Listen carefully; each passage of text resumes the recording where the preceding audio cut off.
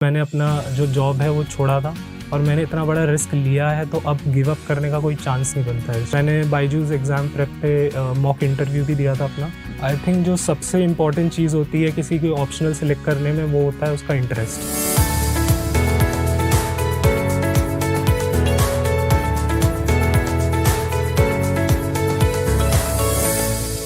इतिहास लिखने के लिए कलम की नहीं बल्कि हौसलों की जरूरत होती है। नमस्कार, आदाब, सत श्री अकाल। मैं दिव्यांशु आप सभी का बायजूस एग्जाम प्रेप के शानदार स्पॉटलाइट सेशन में बहुत बहुत स्वागत करता हूं।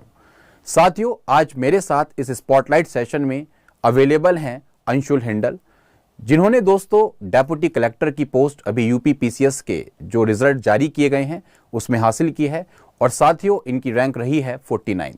तो आइए हम चर्चा करते हैं और जानने की कोशिश करते हैं इनकी सक्सेस जर्नी के बारे में, और आप लोगों के लिए क्या बेहतरीन मोटिवेशन साबित हो सकता है इसकी परिचर्चा करेंगे। हेलो अंशुल, कैसे हैं आप? Hello sir. कैसा लग रहा है आपको एज एन डिप्टी कलेक्टर की पोस्ट को हासिल करके? सर बहुत अच्छा लग रहा है। ये मेरा ड्रीम था। एक्चुअली इंजीनियरिंग के बाद से ही मैंने सोचा था कि सिविल सर्विसेज में जाना है, और ये मेरे पेरेंट्स और फैमिली का भी ड्रीम था। So it's a dream come true. तो बहुत अच्छा लग रहा है। आपकी एजुकेशनल बैकग्राउंड क्या रही? आप बेसिकली आपने क्या किया है? आप रहने वाले कहाँ के हैं? बेसिकली आपका पूरा फैमिली बैकग्राउंड कैसा है? थोड़ा उसके बारे में हमारे व्यूअर्स को बताएंगे आप?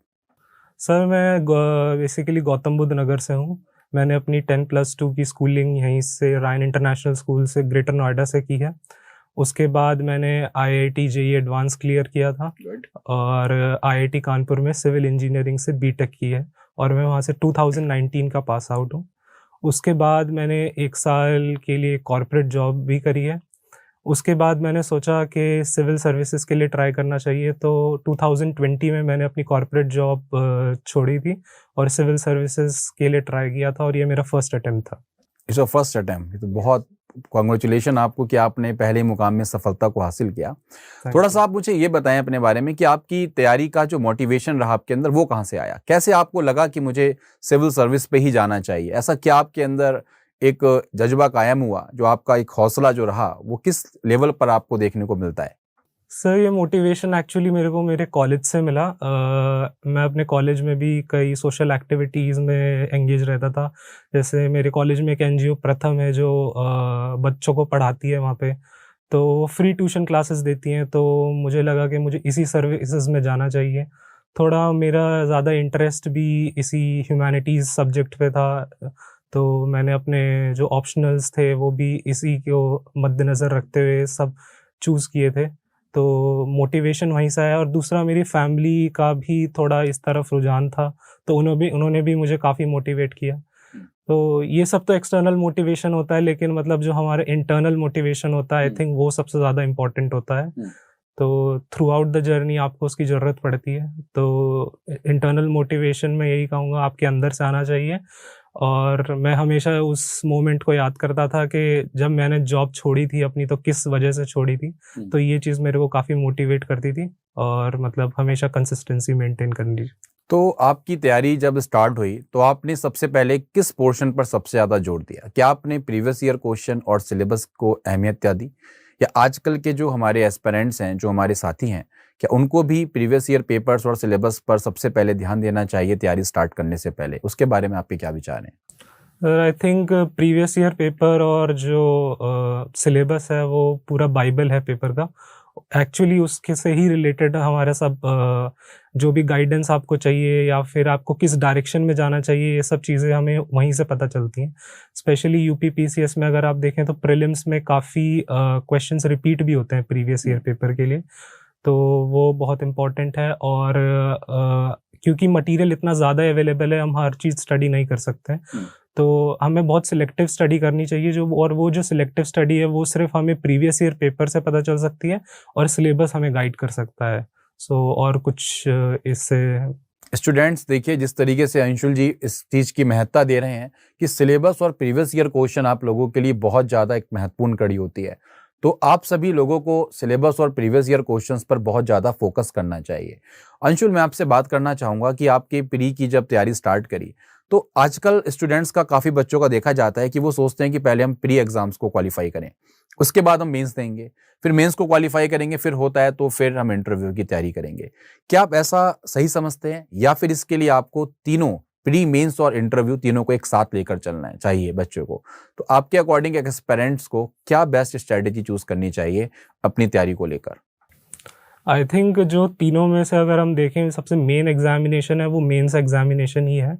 तो हम, मेरे ख्याल से तो एक इंटीग्रेटेड अप्रोच ही हमें अपनाना चाहिए, क्योंकि अगर आप प्रीलिम्स क्वालिफाई कर लेते हैं, और क्योंकि मियरली 3 मंथ होते हैं, तो इम्पॉसिबल है कि आप उस 3 मंथ में मेंस की प्रिपरेशन कर सकें, तो वो कभी नहीं हो पाएगा। तो इसीलिए एक इंटीग्रेटेड तैयारी हमें करनी चाहिए।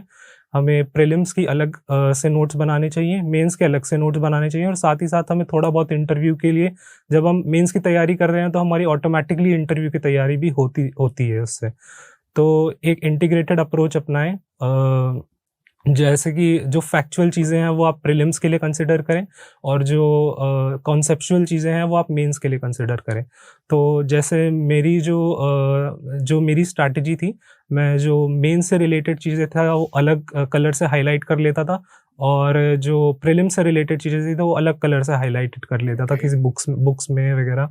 तो इससे क्या होता था कि वो रिवीजन में बहुत हेल्प करता था, मेंस से पहले और प्रीलिम्स से पहले। राइट।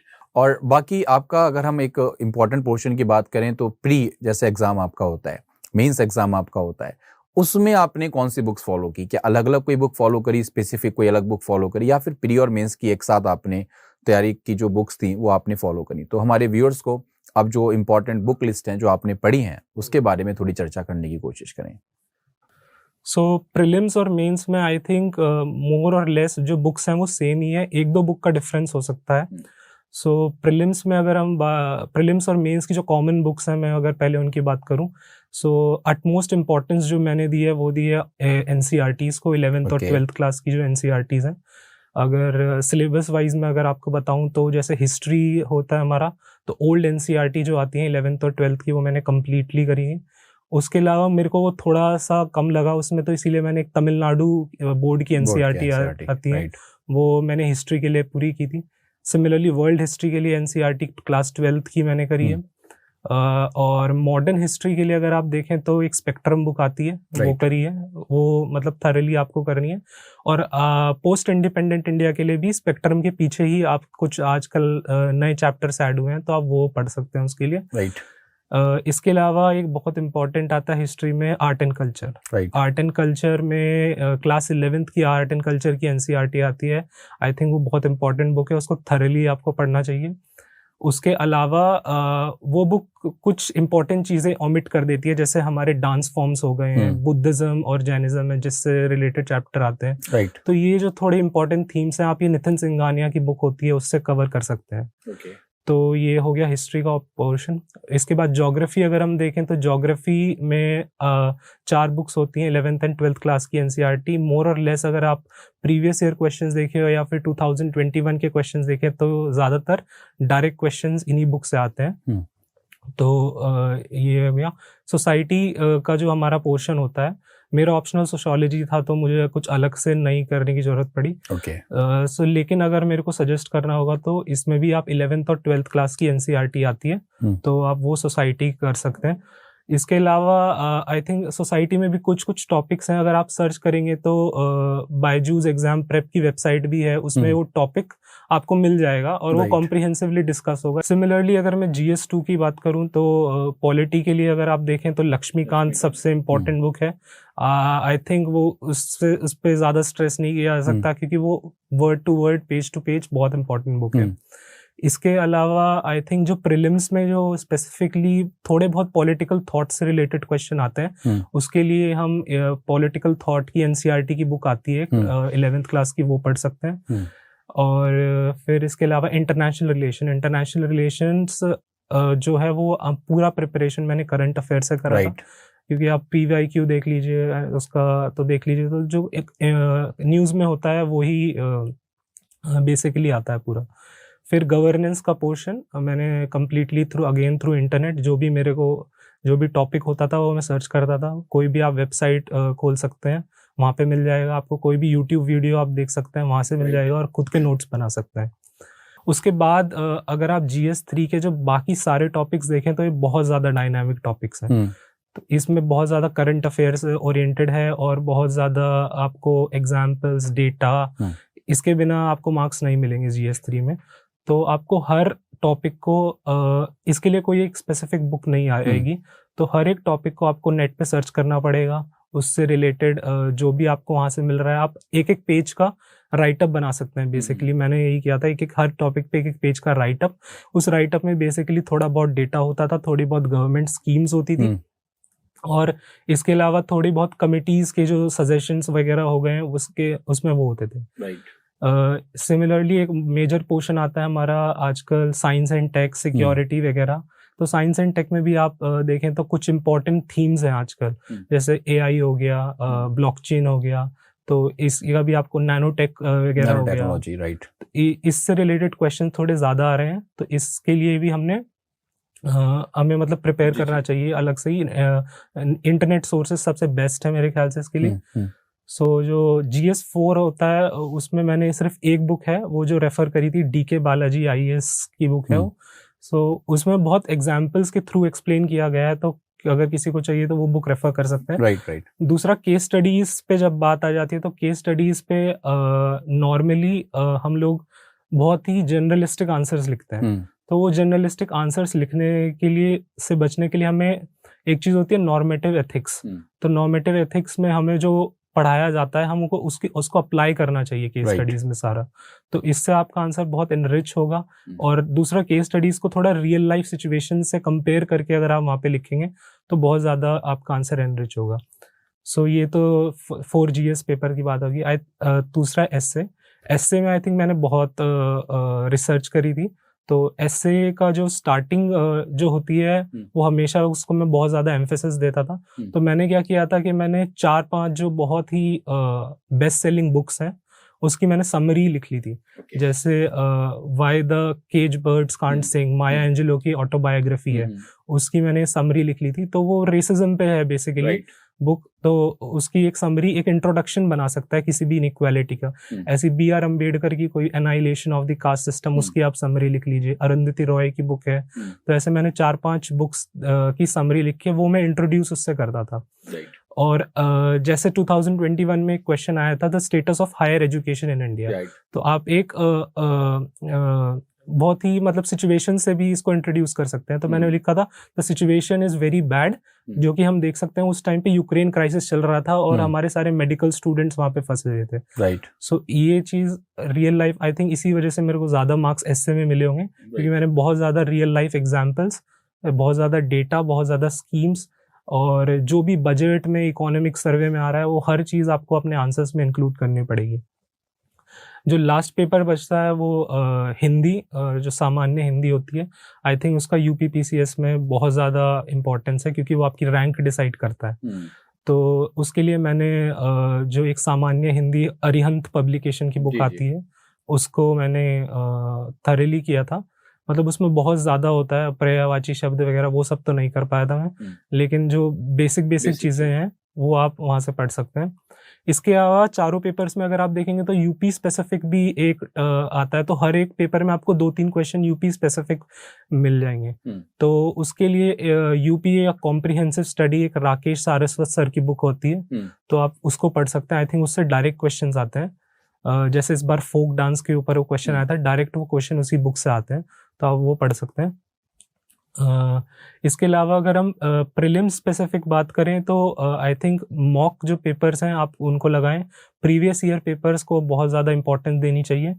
और इसके अलावा आप घटना चक्र जो प्रीवियस ईयर की बुक होती है वो लगा सकते हैं, तो वो काफ़ी हेल्प करेगा। अच्छा, बायजूस एग्जाम प्रेप ने आपकी किस तरीके से तैयारी में हेल्प करी? मॉक टेस्ट में आपने मॉक टेस्ट दिए, आपने क्लासेस ली, क्विज़ वगैरह में आपको किस तरीके की हेल्प देखने को मिली बायजूस एग्जाम प्रेप के माध्यम से? सो जैसे कि मैंने आपको बताया था कि क्योंकि कितने सारे डायनामिक टॉपिक्स हैं GS2 और GS3 में, तो अगर आपको कोई भी टॉपिक समझ नहीं आ रहा है या आपको कोई भी टॉपिक का सोर्स नहीं मिल रहा है, तो अगर आप उस टॉपिक को सीधा गूगल पे भी डालेंगे तो आपको बायजूस एग्जाम प्रेप का वो कॉम्प्रिहेंसिव नोट्स वहाँ पे मिल जाएंगे।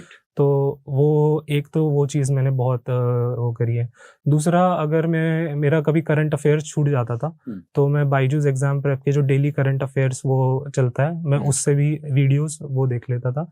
या फिर आप अगर आपको कोई भी कॉन्सेप्ट भी समझ नहीं आ रहा है जीएस का खासकर, तो उसके लिए वीडियोस हैं बायजूस एग्जाम प्रेप के लिए अवेलेबल है। और मैंने बायजूस एग्जाम प्रेप पे मॉक इंटरव्यू भी दिया था अपना, सो जहाँ पे मेरे को मतलब काफ़ी इंसाइटफुल चीज़ें मिली। जैसे मेरा थोड़ा बहुत वीक था सोशियोलॉजी में, ट्राइबल रिलेटेड चीज़ें जो मेरे को फीडबैक मिला था, तो उसको मैंने बाद में इम्प्रूव किया, तो उससे काफ़ी हेल्प मिली मुझे।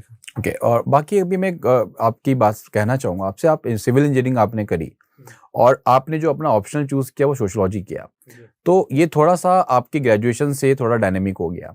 तो ऐसे में बहुत सारे हमारे स्टूडेंट्स एस्पिरेंट्स ऐसे होते हैं जो ये सोचते हैं कि हमने जिसमें ग्रेजुएशन किया है वो सब्जेक्ट लेने की कोशिश करते हैं। तो ऑप्शनल लेने में खासकर हमें किन चीज़ों का ध्यान रखना चाहिए हमारे एस्पिरेंट्स को, आप उसके लिए क्या सजेस्ट करेंगे? क्योंकि you are the best example, आप सिविल इंजीनियरिंग से फिर आप सोशियोलॉजी पे आए, तो उसके लिए क्या आप कहना चाहेंगे?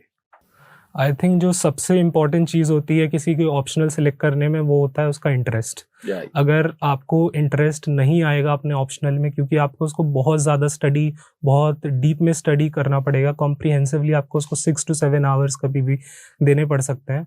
तो अगर किसी का इंटरेस्ट किसी ऑप्शनल में नहीं आ रहा है, तो उसको वो ऑप्शनल बिल्कुल नहीं लेना चाहिए, मेरा ये सजेशन होगा पहला तो। और ऑप्शनल आप अगर अपने ब्रांच के साथ अगर आप कंफर्टेबल है तो वेल एंड गुड है। तो क्योंकि मैंने सिविल इंजीनियरिंग का पूरा सिलेबस देखा था, तो आई थॉट कि सिविल इंजीनियरिंग का जो पूरा सिलेबस है मुझे थोड़ा ज़्यादा टाइम लगेगा उसको करने के लिए। और उस टाइम पे मुझे कुछ इतना ज़्यादा सोर्सेज वगैरह की भी थोड़ी दिक्कत थी, तो इसीलिए मैंने सिविल इंजीनियरिंग को नहीं ऑप्ट किया। सोशियोलॉजी मैंने थोड़ा बहुत कॉलेज में पढ़ा था, और मैंने फिर क्या करा, मैंने 2-3 ऑप्शनल पे मैंने नैरो डाउन किया। एंथ्रोपोलॉजी था, सोशियोलॉजी था, तो मैंने एज अ टेस्ट करने के लिए उनकी एनसीईआरटीज गो थ्रू कर ली थी। सो फर्स्ट 5 चैप्टर या फर्स्ट 6 चैप्टर आप गो थ्रू कर सकते हैं, उसी में आपको पता चल जाएगा आपको किस में ज़्यादा इंटरेस्ट आ रहा है। तो और इसके अलावा आप पास्ट ईयर पेपर देख सकते हैं कि किस तरीके का पैटर्न आ रहा है, आप देख सकते हैं कौन से ऑप्शनल से रैंक आ रही है। तो अल्टीमेटली रैंक भी आपको मैटर नहीं करनी चाहिए, क्योंकि आपका जो इंटरेस्ट है, अगर आपको इंटरेस्ट है आप उस ऑप्शनल में बहुत अच्छा परफॉर्म करोगे। राइट। तो आपका यहाँ पर जिस तरीके से ऑप्शनल की स्ट्रेटेजी आपने बताई, और मैं व्यूअर्स आपसे भी कहना चाहता हूँ, बहुत ही अच्छी स्ट्रेटेजी यहाँ पर अंशुल जी के द्वारा बताई गई है, आप उसको जरूर फॉलो करें कि आपकी रुचि उसमें होनी चाहिए। जब तक रुचि नहीं होगी दोस्तों, तब तक ऑप्शन लिखने में आपको मजा नहीं आएगा। अंशुल, एक और बात बताएं आप कि तैयारी के दौरान बहुत बार क्या होता है, हम डिमोटिवेट होते हैं, बहुत बार ऐसा लगता है कि अब नहीं होगा। कई बार स्टूडेंट्स का देखा जाता है कि अब बिल्कुल हम कर ही नहीं सकते, इम्पॉसिबल सा लगता है। तो उस केस में आपने अपने आप को through out the journey motivate कैसे रखा? क्या ऐसे फैक्टर्स रहे जिन्होंने आपको मोटिवेट करते रहे वो थ्रू आउट दी लाइफ और through out your particular preparation? तो उसके लिए आप क्या कहना चाहेंगे? सो मोटिवेशन जो जितना मैंने ऑब्जर्व किया एस्पिरेंट्स में, हम लोग एक्सटर्नल मोटिवेशन को ढूंढते हैं हमेशा से। कोई यूट्यूब वीडियो देख लिया मोटिवेशन का, या किसी से बात कर ली, सो वो बहुत ही टेम्परेरी टाइम के लिए वो मोटिवेशन रहता है। मे बी आई थिंक आप एक दिन के लिए सही रहोगे, 2 दिन के लिए सही रहोगे, तीसरे दिन के लिए आप फिर से डीमोटिवेट हो जाओगे। सो ये बेसिकली सबके साथ होता है, मेरे साथ भी हुआ था। सो फिर मैंने जैसे आपको बताया था, मैं हमेशा अपना एक डिसीजन को याद करता था कि जैसे मैंने अपना जो जॉब है वो छोड़ा था और मैंने इतना बड़ा रिस्क लिया है, तो अब गिव अप करने का कोई चांस नहीं बनता है इस चीज़ पे। तो वो एक चीज़ थी, वो मेरे को बहुत मोटिवेट करती थी। आई थिंक हर एक एस्पिरेंट ने कुछ ना कुछ तो गिव अप करा ही होगा अपनी जर्नी को सिविल सर्विस की प्रिपरेशन करने के लिए, तो उनको भी वो चीज़ याद रखनी चाहिए, उसको बार बार रिमाइंडर में डालना चाहिए। दूसरा, आई थिंक मोटिवेशन के लिए आपकी फैमिली बहुत इंपॉर्टेंट होती है। मैं अपने पेरेंट्स के साथ ही रहता था, वो फैमिली आपको बहुत अच्छा मोटिवेट करती है। एक बहुत अच्छा पीयर ग्रुप आपके होना बहुत ज़रूरी है। फ्रेंड्स मेरे थे जो सेम प्रिपरेशन कर रहे थे, तो वो बहुत अच्छा मोटिवेशन के सोर्स करता है। और आई थिंक आपको थोड़ा सोशल मीडिया और फेसबुक, ट्विटर, इन सब से थोड़ा दिन के लिए दूर रहना चाहिए, क्योंकि इस एज में क्या होता है, मोस्टली आपके फ्रेंड्स अगर आप देखोगे तो सब बहुत एंजॉय कर रहे होते हैं, सब फॉरेन ट्रिप्स पे जा रहे होते हैं, तो वो सब देख के थोड़ा डीमोटिवेशन तो होता ही है। तो इसीलिए मैंने भी अपना मतलब सोशल मीडिया एटलीस्ट 1.5 ईयर्स के लिए तो डीएक्टिवेट कर दिया था। सो उससे थोड़ा आप कट ऑफ कर सकते हैं। और थोड़ा मतलब आप योगा प्रैक्टिस करें, थोड़ी एक्सरसाइज करें, आई थिंक मेडिटेशन करें, तो उससे काफ़ी मोटिवेशन आपको मिलेगा। और दूसरा आपकी इंटरेस्ट इन स्टडीज़, मतलब ये पीसीएस आपकी एक ऐसी जर्नी होगी कि आपको बहुत चीज़ें जानने को मिलेंगी। तो अगर आप इसको एज अ बर्डन लेके चलेंगे तो आपको हर दूसरा दिन मोटिवेशन की ज़रूरत पड़ेगी। अगर आप इसको एज अ सीखने की अपॉर्चुनिटी लेके चलेंगे तो आई थिंक ये बहुत ही बेनिफिशियल होगा आपके लिए। तो दोस्तों देखिए किस तरीके से यहाँ पर इन्होंने बताया अभियांशु जी ने कि इंटरनल मोटिवेशन बहुत ज़्यादा जरूरी फैक्टर होता है। हम एक्सटर्नल मोटिवेशन देखेंगे दोस्तों, लेकिन वो बहुत लंबे समय तक हमारे लिए काम नहीं करेगा। तो आप भी कोशिश करें कि अपना कोई इंटरनल मोटिव देखें और अपनी तैयारी को दोस्तों बहुत अच्छे तरीके से करने की कोशिश करेंगे। तो आपका इंटरव्यू पर आते हैं हम। सबसे मेन पार्ट, हमारे एस्पिरेंट्स बहुत ज़्यादा इच्छुक होते हैं कि इंटरव्यू में क्या क्वेश्चंस पूछे गए आपसे, कितनी देर आपका इंटरव्यू चला, और इंटरव्यू के लिए क्या कुछ आपने स्पेसिफिक अलग से भी पढ़ा, उसके लिए थोड़ा सा आप बताएंगे। जैसे कि आपने कहा कि बायजूस एग्जाम प्रेप पर आपने मॉक इंटरव्यू दिया, तो उसने आपको इम्पैक्ट किया या फिर उससे काफ़ी हेल्प रही आपकी, या क्या रहा, उसके बारे में थोड़ा बताएं आप। मेरे केस में आई थिंक इंटरव्यू सबसे ईजीएस्ट स्टेज होता है अगर हम तीनों स्टेज को कंपेयर करें। वहाँ पे जो पैनल होता है आपको बहुत कंफर्टेबल करता है। वो एक्चुअली लैंग्वेज का भी कोई बैरियर नहीं होता। वो सामने से पूछते हैं कि आपको हिंदी में इंटरव्यू देना है या इंग्लिश में इंटरव्यू देना है। मेरे पैनल में 6 लोग थे। तो उन्होंने बेसिक क्वेश्चंस जो थे मेरे, वो थोड़े सिविल इंजीनियरिंग से रिलेटेड थे जो स्टार्टिंग में थे। उसके बाद मेरे ऑप्शनल से काफ़ी क्वेश्चंस थे। जैसे मुझसे पूछा गया था ट्रिपल तलाक से रिलेटेड क्वेश्चंस मेरे से पूछे गए थे। फिर special marriage act, Hindu marriage act जो है, विमेन रिलेटेड क्वेश्चंस पूछे गए थे काफ़ी, क्योंकि एक विमेन मेंबर थी वहाँ पे। तो उन्होंने ग्लास सीलिंग क्या होता है, तो ये सब चीज़ें पूछी थी। विमेन पार्टिसिपेशन कितना है। मोर और लेस इंटरव्यू अगर मैं देखूँ तो वो ज़्यादा मेरा फैक्चुअल बेस्ड तो नहीं था। वो बहुत मोर और less a form of a discussion था। वो उनको बेसिकली ये नहीं देखना है कि आपको कितनी फैक्ट्स याद है। उनको आप बेसिकली देखना है अपनी नॉलेज और कॉन्सेप्ट्स कैसे अप्लाई कर पा रहे हैं। राइट। वो बेसिकली आपको वहाँ पे सिचुएशंस देते हैं दैट अगर आप एक एसडीएम हैं और अगर कोई वायलेंस ब्रेक हो जाती है तो आप उसको कैसे डील करेंगे। ये सब चीज़ें वहाँ पे पूछी जाती हैं। दूसरा, अगर आपको को बहुत बड़ा इवेंट अगर कोई ऑर्गेनाइज कराना है एज एन एसडीएम, आप उसको कैसे डील करेंगे। ये बहुत चीज़ें प्रैग्मेटिक प्रैक्टिकल अप्रोच आपको रखना पड़ेगा उसके लिए। तो ये चीज़ें थी।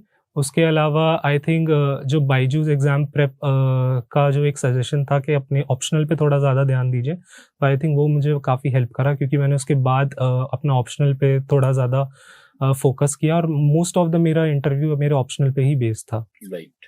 तो आपका जैसे डिप्टी कलेक्टर आप बनने जा रहे हैं, तो अंदर से कैसी एक फीलिंग आ रही है आपको कि आपकी जो भूमिका है, क्या वो आप उससे परिचित हैं? अभी थोड़ा सा आपको पता लगा कि एज ए डिप्टी कलेक्टर आपके क्या रोल्स रहने वाले हैं आने टाइम में, और ट्रेनिंग का क्या रहेगा आपकी? अभी कब से ट्रेनिंग स्टार्ट होगी आपकी?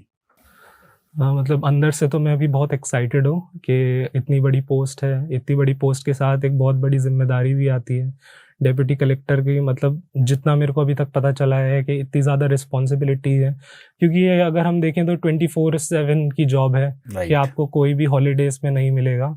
अगर आप सिर्फ सिविल सर्विसेज में सील आना चाहते हैं कि बहुत ज़्यादा पावर है, बहुत ज़्यादा आपको रिस्पेक्ट मिलेगी, तो उसके साथ बहुत ज़्यादा रिस्पॉन्सिबिलिटीज़ भी हैं आपके ऊपर।